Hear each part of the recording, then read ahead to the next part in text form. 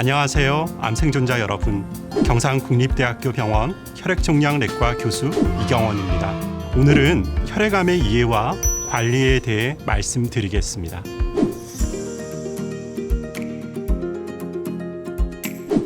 일반적으로 암이라 하면 폐암, 대장암처럼 우리 몸의 특정 장기의 덩어리, 즉 혹을 만드는 것을 보편적으로 떠올리게 되는데요.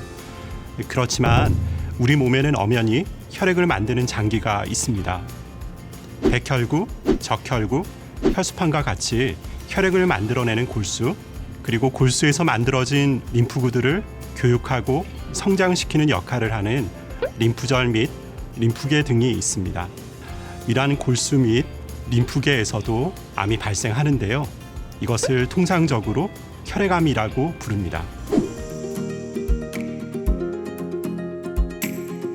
골수 내의 조혈모세포로부터 태어나서 다양한 모양과 역할을 하는 혈액세포로 성장 및 변화해가는 일련의 과정이 있는데요. 이러한 과정을 분화라고 부릅니다. 분화의 과정 중 특정 단계마다 암세포가 발생할 수 있고, 이 암세포가 골수 내에 계속 성장하면서 정상적인 혈액 생성을 방해하면서 여러 증상이 나타날 수 있습니다. 예를 들어 적혈구가 부족해지면 빈혈이 발생해 조금만 움직여도 숨이 차고 어지럽고 피로감 등을 느끼게 됩니다.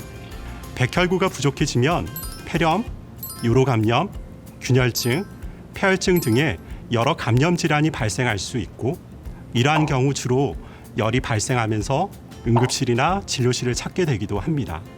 한편 혈수판 수치가 감소하게 되면 몸 곳곳에 쉽게 멍이 발생하고, 특별히 원인 없이 코피나 잇몸 출혈 등이 발생할 수도 있습니다.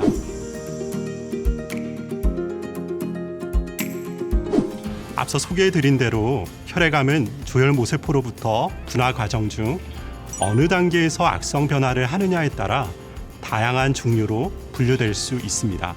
분화 초기 단계에서 과립구가 악성 변화하는 경우를 급성 골수성 백혈병, 골수 내 초기 단계의 림프구가 악성 변화하는 경우는 급성 림프구성 백혈병, 분화가 좀 더 많이 이루어져서 림프절 혹은 림프계에서 악성 변화를 하는 경우 통상적으로 악성 림프종, 최종적으로 항체 생성을 담당하는 형질세포로 분화하는 과정에서 발생하는 경우 다발 골수종이라고 부르게 됩니다.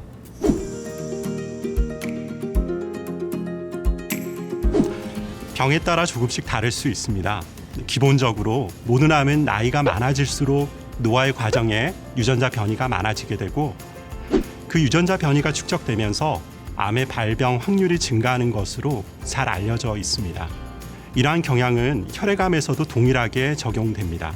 반면에 급성 백혈병과 같은 일부 혈액암의 경우는 소아나 젊은 성인에서 또 다른 발병의 정점을 이루는 것을 확인하실 수 있습니다. 하지만 혈액암은 전 연령에서 발생 가능합니다.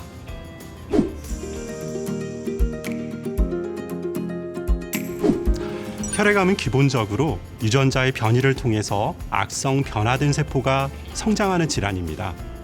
당연히 이러한 유전자의 변이를 유발하는 위험 요인으로 방사선의 노출, 벤젠과 같은 유기화합물, 여러 발암물질들이 관여하는 것으로 이미 잘 알려져 있습니다. 한편 일부 소아나 젊은 성인의 경우는 몇몇 선천적인 유전자 변이들이 관여할 수도 있습니다.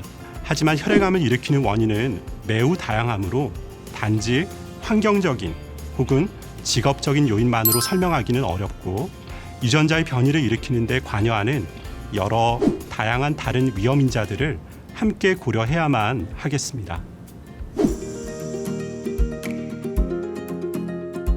네, 혈액암은 고형암과 달리 항암화학요법, 즉 항암 치료가 근간이 됩니다. 바꿔 말하면 혈액암은 대부분의 고형암과 달리 항암 치료를 통해서 완치 및 관리가 가능한 질환으로 잘 알려져 있습니다.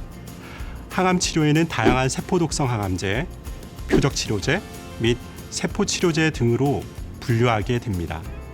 하지만 혈액암의 종류나 임상적인 상황에 따라서 각기 달리 적용되며 일부 고위험군인 경우에는 조혈 모세포 이식이 필요한 환자군들이 존재합니다. 항암 치료 후 조혈 모세포 이식이 필요한지 여부는 특정한 혈액암의 병기, 위험군, 나이에 따라서 결정되게 됩니다.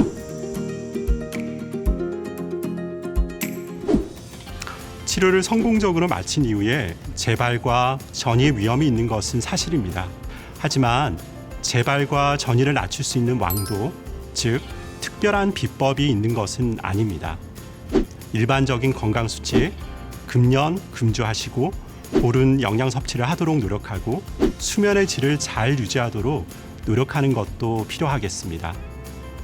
더불어 주기적인 외래 진료를 통해 현재 본인의 객관적인 상태를 확인하는 것도 필요합니다.